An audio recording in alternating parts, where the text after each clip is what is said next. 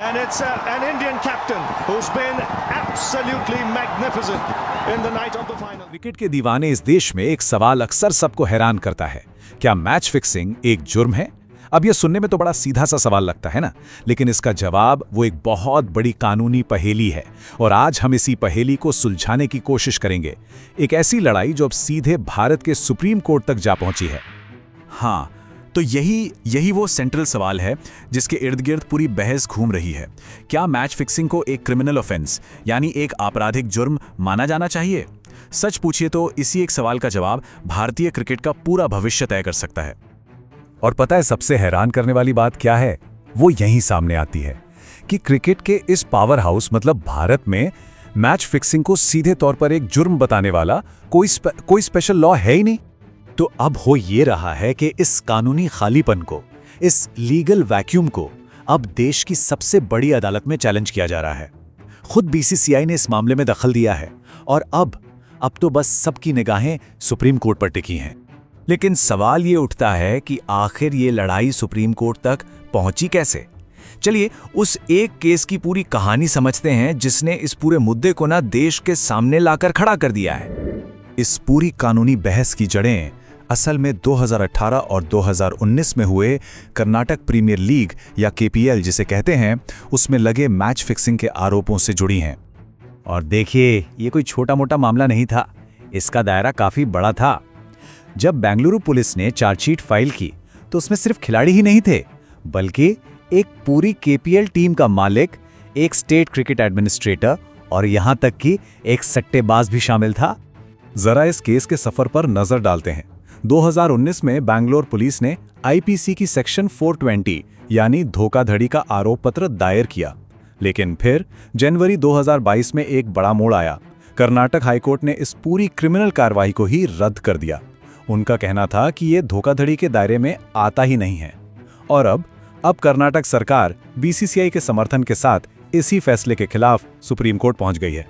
अब इस मामले की सबसे दिलचस्प बात सुनिए, ये पूरी कानूनी लड़ाई सिर्फ और सिर्फ एक शब्द, हाँ बस एक शब्द के मतलब पर आकर टिक गई है।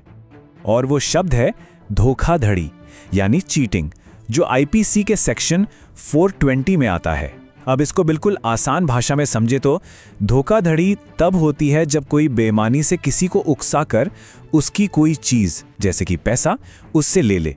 सारी लड़ाई बस इसी बात पर है कि क्या मैच फिक्सिंग इस डेफिनेशन में फिट बैठती भी है या नहीं।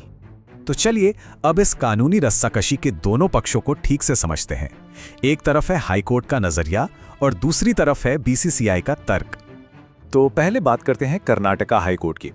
उन्होंने अपने फैसले में कहा कि देखो, जो दर्शक हैं वो अपनी मर्जी से स्वेच्छा से टिकट खरीदते हैं। उनका मानना था कि उन्हें टिकट खरीदने के लिए किसी ने बेईमानी से उकसाया नहीं है, इसलिए इसे धोखाधड़ी नहीं माना जा सकता। तो हाई कोर्ट का निष्कर्ष एकदम साफ था, मैच फिक्सिंग एक गंभीर अनुशासनहीनता यानी एक्ट ऑफ इनडिसिप्लिन जरूर है और इसके लिए बीसीसीआई अपने नियमों के तहत सजा दे सकती है, लेकिन ये देश के क्रिमिनल लॉ के हिसाब से कोई जुर्म, कोई क्राइम नहीं है। तो यहां पर दो बिल्कुल अलग तर्क आमने सामने हैं। एक तरफ हाईकोर्ट कह रहा है कि दर्शक अपनी मर्जी से टिकट खरीदते हैं, इसलिए ये धोखाधड़ी नहीं है। वहीं दूसरी तरफ बीसीसीआई का तर्क है कि हर टिकट या स्पॉन्सरशिप के पीछे एक अनकहा वादा छिपा होता है और वो वादा है एक फेयर गेम का, एक निष्पक्ष खेल का। जब मैच फिक्स होता है तो इसी वादे को तो तोड़ा जाता है और यही बीसीसीआई के मुताबिक दर्शकों और स्पॉन्सर्स के साथ असली धोखाधड़ी है। चलिए अब इस मुद्दे को थोड़ा और बड़े पर्सपेक्टिव से देखते हैं। आखिर दूसरे बड़े क्रिकेट खेलने वाले देश इस समस्या से कैसे निपटते हैं? एक नंबर ध्यान में रखिए, 276। ये लॉ कमीशन ऑफ इंडिया की उस रिपोर्ट का नंबर है जो 2018 में आई थी। सोचिए, आज से कई साल पहले ही कमीशन ने साफ साफ कह दिया था कि खेल में भ्रष्टाचार से निपटने के लिए हमारे कानून नाकाफी हैं और एक नए सख्त कानून की जरूरत है। लेकिन हुआ क्या? उस सिफारिश पर कोई खास अमल हुआ ही नहीं। आज तक संसद ने मैच फिक्सिंग को लेकर कोई स्पेशल कानून नहीं बनाया है और शायद यही वजह है कि ये मामला घूम फिरकर अब सुप्रीम कोर्ट के सामने है। और जब हम दुनिया के दूसरे बड़े क्रिकेट खेलने वाले देशों को देखते हैं तो पता चलता है कि वो इस मामले में हमसे कहीं आगे हैं। चाहे वो यूनाइटेड किंगडम हो, ऑस्ट्रेलिया हो या साउथ अफ्रीका। इन सब ने मैच फिक्सिंग को एक जुर्म बनाने के लिए खास कानून बनाए हैं, और ये देखकर भारत की जो कानूनी कमी है ना, वो और भी ज्यादा साफ नजर आती है। तो अब आते हैं सबसे बड़े सवाल पर, आगे क्या होगा? सुप्रीम कोर्ट के फैसले से आखिर कौन से 2 रास्ते खुल सकते हैं? देखिए, मोटा मोटी 2 बातें हो सकती हैं। पहली, अगर सुप्रीम कोर्ट हाई कोर्ट के फैसले को सही ठहराता है तो मैच फिक्सिंग जुर्म नहीं माना जाएगा, और फिर पूरी जिम्मेदारी यानी गेंद सीधे संसद के पाले में चली जाएगी कि वो एक नया कानून बनाए। लेकिन अगर सुप्रीम कोर्ट हाई कोर्ट के फैसले को पलट देता है तो ये एक बहुत बहुत बड़ा कदम होगा। इसका सीधा मतलब होगा कि पुलिस अभी के धोखाधड़ी कानूनों के तहत ही मैच फिक्सिंग के मामलों में मुकदमा चला सकेगी।